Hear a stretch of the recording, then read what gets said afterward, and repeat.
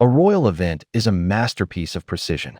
Every detail, from the flowers to the seating charts, is meticulously planned to project an image of flawless elegance.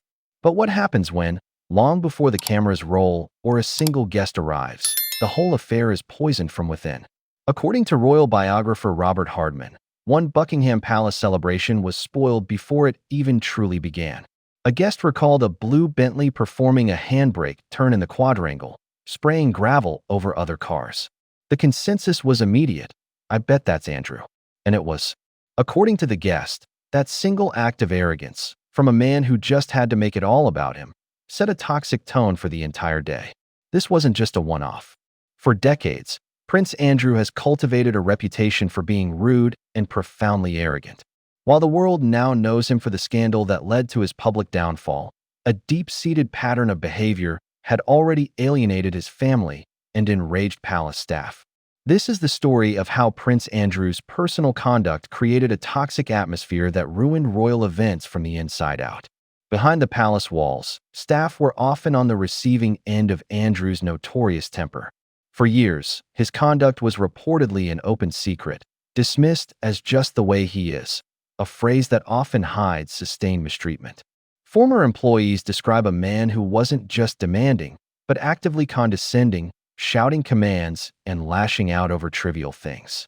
One of the most jarring examples is detailed in Andrew Loney's biography, entitled, "At Hillsborough Castle, the head of the royal household, David Anderson, made the simple mistake of referring to Queen Elizabeth, the Queen Mother, as the Queen Mother.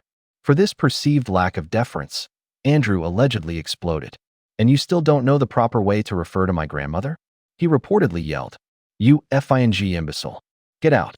This outburst, in front of other staff, was a brutal act of humiliation.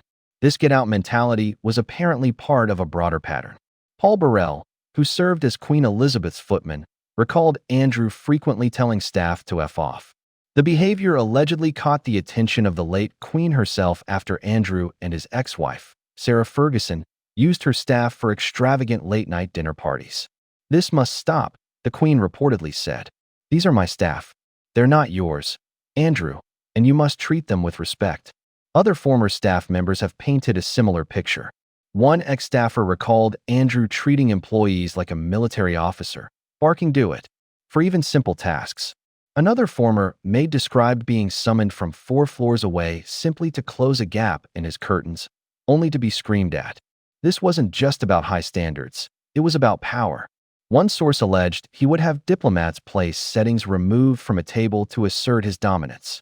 Royal author Andrew Loney also claimed that if anyone forgot to bow when he entered a room, he would leave and walk back in, forcing them to do it again. It all helped create an atmosphere of fear and resentment that turned the grand palaces into toxic workplaces. While much of this behavior happened behind closed doors, there were moments when the mask slipped and Andrew's private fury spilled into public view. These incidents offered a glimpse of the man staff dealt with daily. A person whose sense of entitlement was so profound that even minor inconveniences could reportedly trigger a rage-fueled reaction. In one alleged incident at Windsor, a royal groom waved at an aggressively revving car. Andrew reportedly bellowed through the window, "Who the F do you think you are?" and then complained about her to the Queen. In each reported case, his anger was directed at people he perceived as being beneath him, individuals just trying to do their jobs.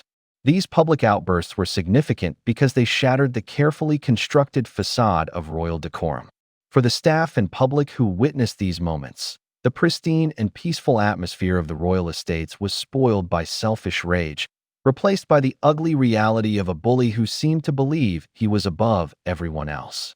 Perhaps the most self-destructive part of Prince Andrew's reported arrogance was that it wasn't just aimed at staff.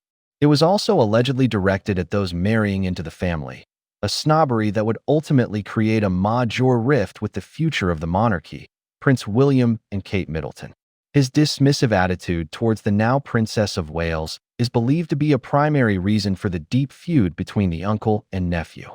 According to royal experts and sources cited in Andrew Loney's book, Andrew was unwelcoming and made disparaging remarks about Kate when she was first introduced to the family. Loney claims the root of his disdain was pure snobbery, suggesting Andrew felt Kate wasn't aristocratic enough for William. This attitude reportedly infuriated Prince William, who is known to be fiercely protective of his wife. Royal expert Hilary Fordwich stated that the feud began primarily due to Andrew's jealousy and resulting disparaging remarks regarding Kate Middleton. Andrew, who had long seen himself as a key royal figure, reportedly grew resentful of Kate's soaring popularity. His own status was plummeting while hers was ascending, and his jealousy allegedly manifested as contempt. This created an unbearable tension at family gatherings, events that were meant to be private moments of unity but were instead spoiled by festering hostility. The consequences have been monumental.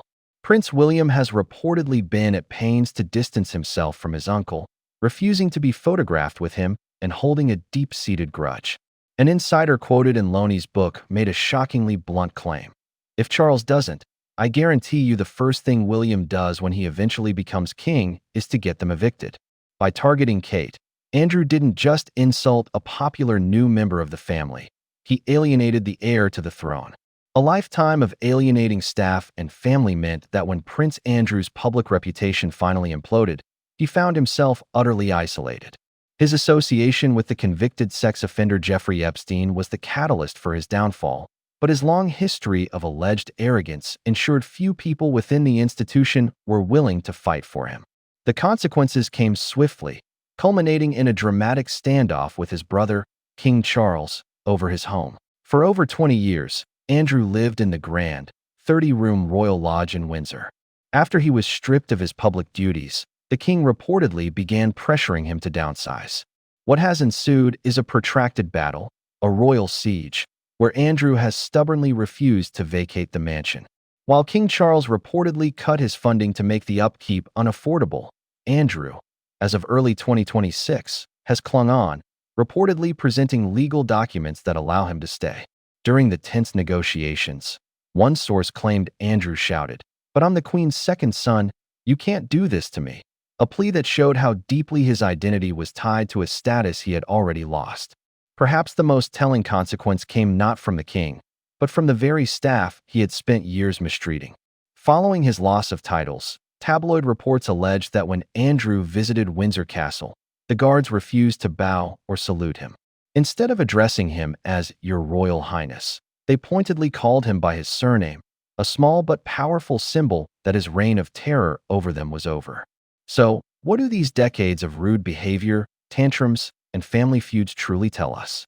It's easy to dismiss them as the petty grievances of a spoiled prince, but to do so would be to miss the larger point.